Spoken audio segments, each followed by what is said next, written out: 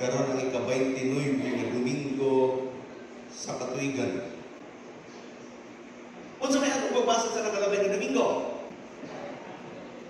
Naay namutan ako sa nga lalaki, batan-mong lalaki, dako, bahandianon, namutan na Ginoo sa may akong buhaton aron makabot sa gingarian sa langit.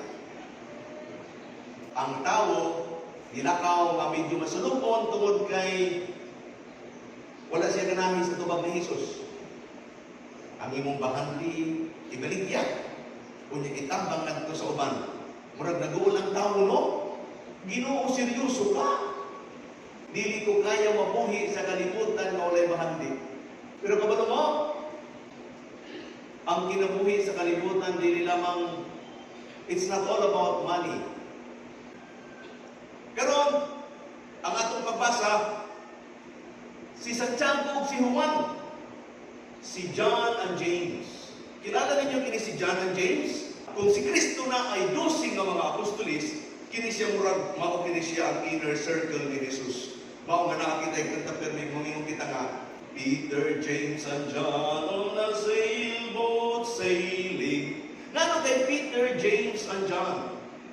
Tungod kay kini sila nga tulo, mao kini siya most of the time ig-uban ni Jesus. Kung mahibilin ang uban, kini nga tulo dili kini sila mahibilin. Sila ang kauban ni Jesus dito sa Transfiguration. Sila ang kauban ni Jesus dito sa pagbuhi ni Jesus sa patay na anak ni Jairus. Pero hindi siya kauban na tulo. Sila ang kauban ni Jesus sa pag-ampo niya sa Gethsemane. Kunya kini sila kaduha, si James and John ni duol kang Jesus. Ginoo, pwede ba na aming hangyo kanimo na anakangani sa gingharian sa Dios? Kung nakuha na nimo ang kadaugan, nabaway na nimo ang Israel, pwede malingkod kami niya sa imong wala o sa imong tuo. Maayo nga damong duha, no? Maayo nga wish. Ikaw sa may imong wish.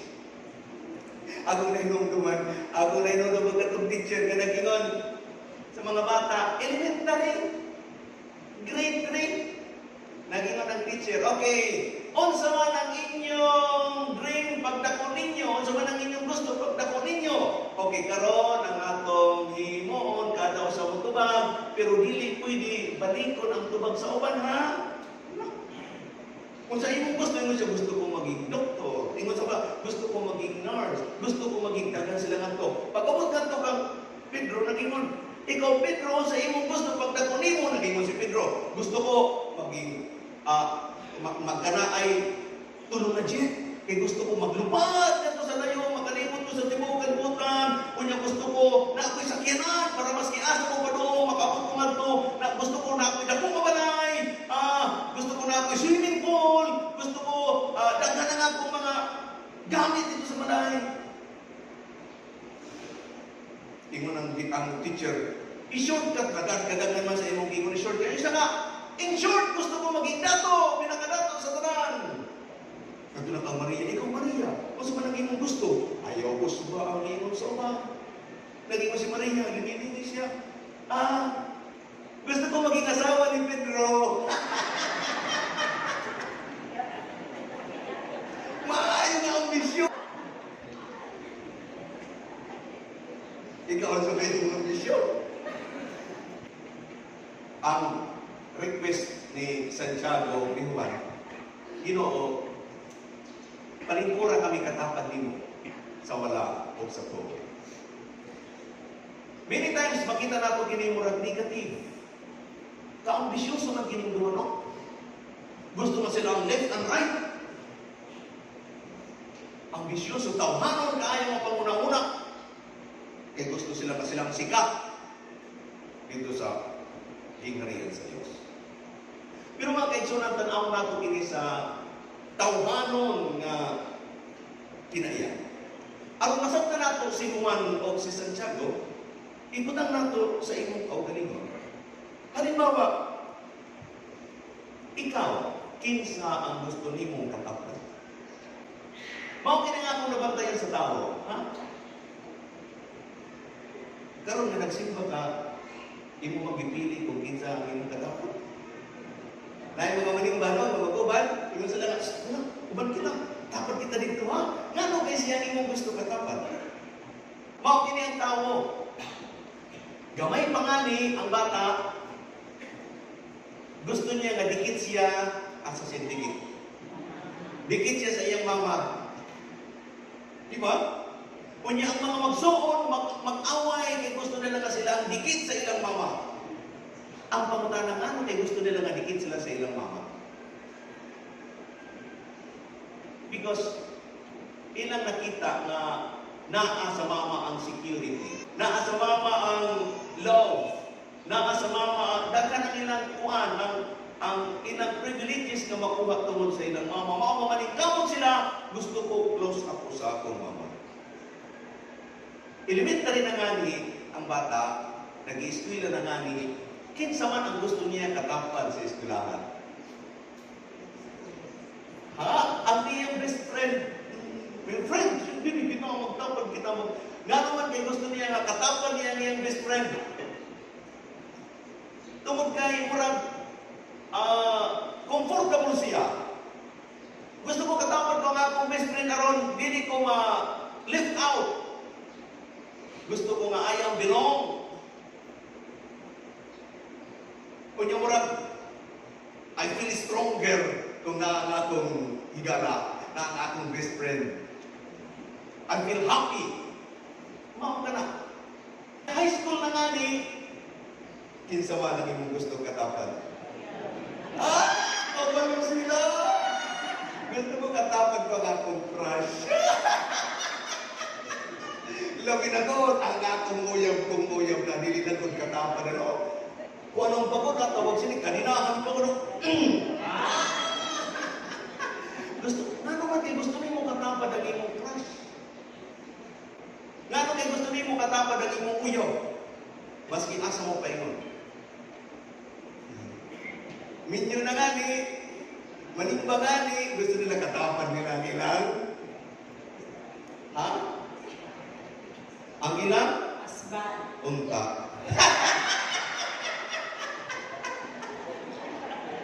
Kalabit unta ka. Di ba? Mga kaigsunan, maupin yung atong punta. Ang imong pagpili di ay, kinsa imong gusto katapan, kinsa imong gusto karikit, it tells you who you are. Kinsa ka. Gano'n kasi ang imong gipili.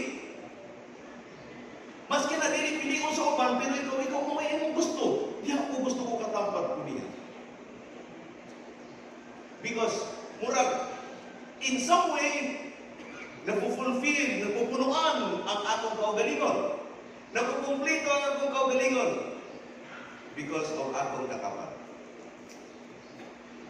Murag, kung akong tanawang kini si Juan o si Santiago, ang ilang Panginoon Ginoo, pwede, dili kami mahimulag kanimo. Ginoo, pwede, hangtod sa kahangturan na arami diha.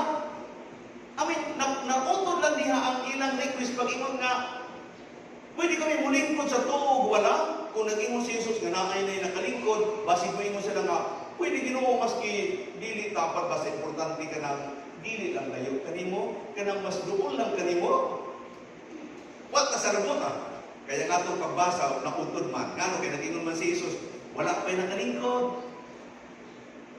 Pero dili ako mag-denisay literal. Pero wala pa'y nakalingkod. Buti nun, kung wala pa'y nakalingkod, it is open for all.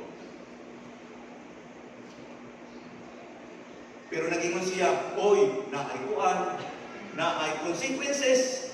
Gusto ninyo mulingkod diha? You have to take up your cross. You have to do some sacrifices. Ingana actually ang kinabuhi sa tao kung nakakita yung ipipili. Nakakita yung mga sakripisyo nga gibubuhat. Ang ipapangayon ni Santiago ni Juan, dili nga sila maging dungganan, pero kanang sila maging sharer sa dungo sa Diyos. Pwede nato ni sa tanawon nga si Santiago, si Juan, mga proud na mga tao, and they feel entitled for the chair. Pero pwede na itong tanawang kini nga, no, they are not asking for that entitlement. Pero nangangayo sila, something na dili maputod punta, dili punta maundang, punta magpadayon hangtod sa kahungturan. Nga na ba yan ang mga maghigugmaon, ano? Kanang mga lovers? Gusto nga rin mo, iwan ako kanina, gusto ko katapad ko ang akong uyab. Gusto ko katapad ko ang akong hinigugma. Pag katapad na nimo, dili ka pa makontinto. Karon nakalingkod ka, ang akong pangutana, ang ugma, nakalingkod pa ka ako sa iyong katapad. Diba? Mao nga na kita yung katang mangingon nga, kahit maputi buhok. Diba? Kaya dili naman ako kontento, makaroon lang kita magkatapat. Punta, magkatapat kita, maski nagpakulay ka na ng buhok mo.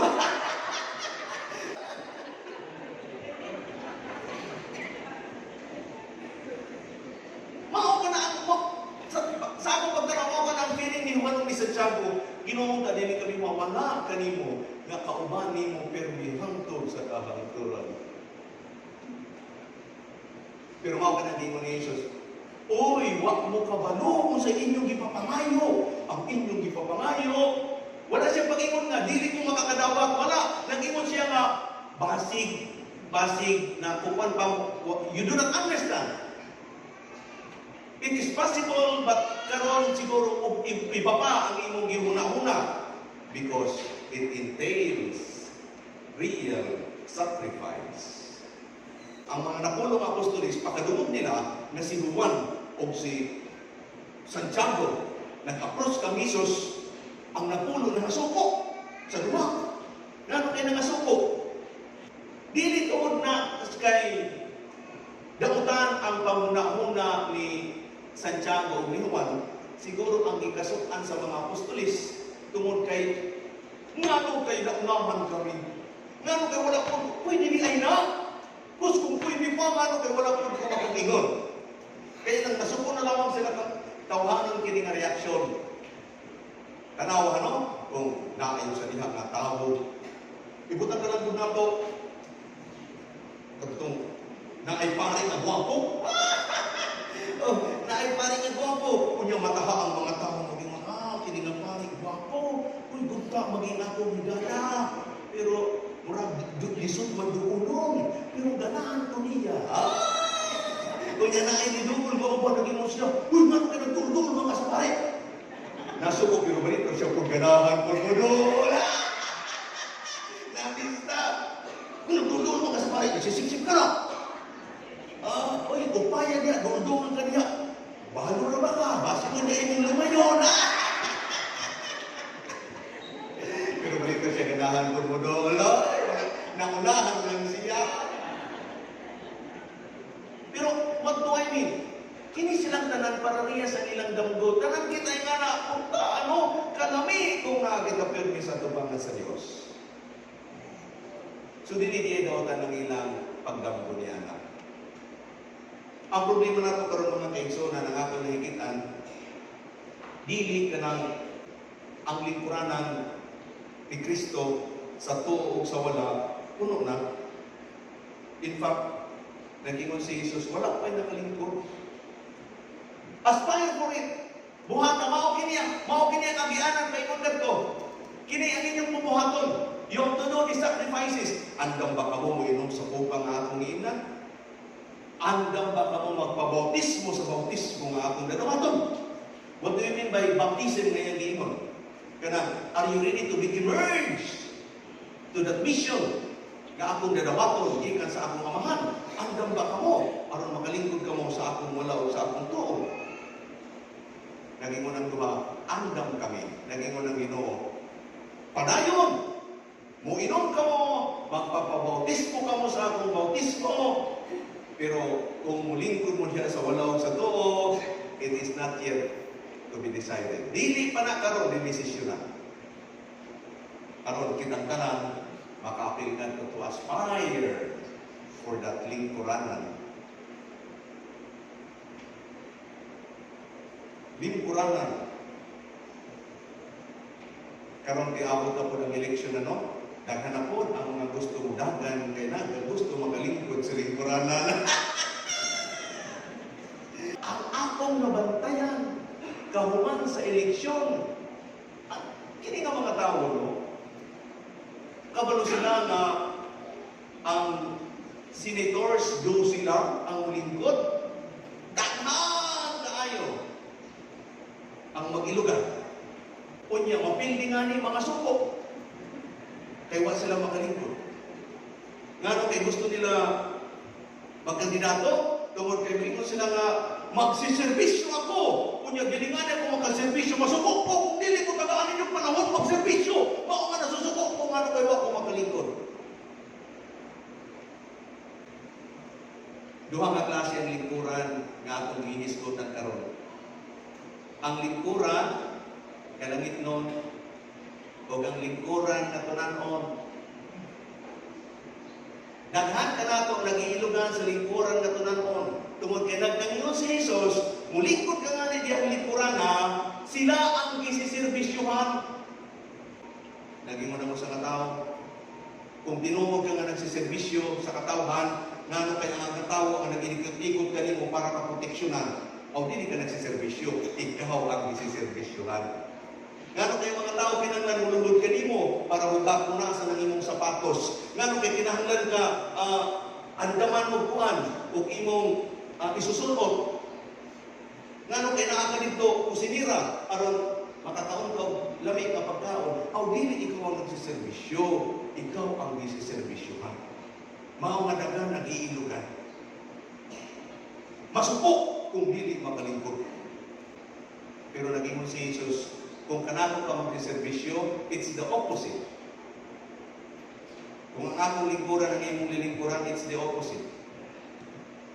Kaya di mo nang bubuhaton with real sacrifice. Tinuod na na sakripisyo. Sa dito ko sa ako sa mga parokya, naabutan kong eleksyon ng anak, natingala ko talaga, imong kini ng mga tao sa unang mga magigala kini bago ka mag-eleksyon. Akong nakikita pag-fill up pa lang nila sa COC. Kanang adlaw nga nag-fill up sila sa COC, kanang duha nga maghigala nga nagtatapad sa una karon dili na pwede magtapad. Murag mortal enemy dayon. Ngano kay nag-file ka COC? Ngano kay imo kung gikontra? Minapay mo sila gusto kay gusto ko magserbisyo. Kunya kahuman sa eleksyon, sige reklamo kay kawami, nahutan mig lingkuranan, ingon ko, nano kay namasuko man mo, nga nahutan mo lingkuranan, kay kung lingkuranan lang ito gipapakita sa simbahan daghan. Giimbitaran ko ka mo, kinsay kadtong gusto sa lingkuranan, naay sa simbahan daghan. Nano kay magilugan mo dito, mapipilang na kanilingkuranan, ang simbahan daghan. You want real service? Doon ka na ako, tagaan ka trabaho. Kanang tinuod na serbisyo. Kanang Kristohano na serbisyo. Kanang serbisyo na ikaw ang muhatag, dili ikaw ang tagaan. Mao kini ang atong problema.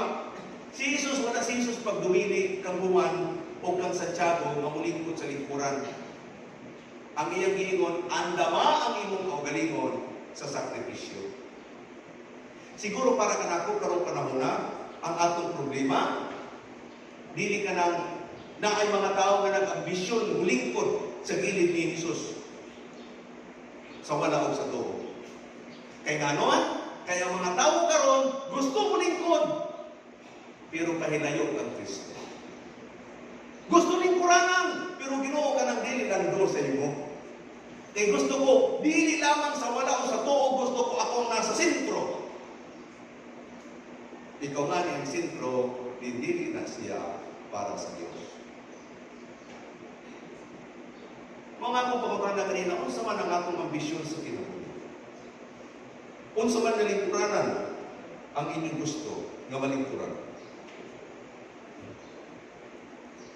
Mga kaigsunan, ang pangutana sa nakalabay na Domingo sa batang kong lalaki, unsa man ang akong bubuhaton aron makaabot ako sa gingharian sa Dios. Ang akong pangutana, okay, kung nag-ambisyon ka og lingkuran, ihahatag kanimo ka ng lingkuran na imong gipapangayo, pero ang akong pangutana, magdadala ba na kanimo ngadto sa gingharian sa Dios? Ngano kay nakikipag-away ka sa imong igsuon para lang ka ng lingkuranan? Tungod ba kay kung ikaw ang nakalingkod, magiging mas maayo ka ba katao?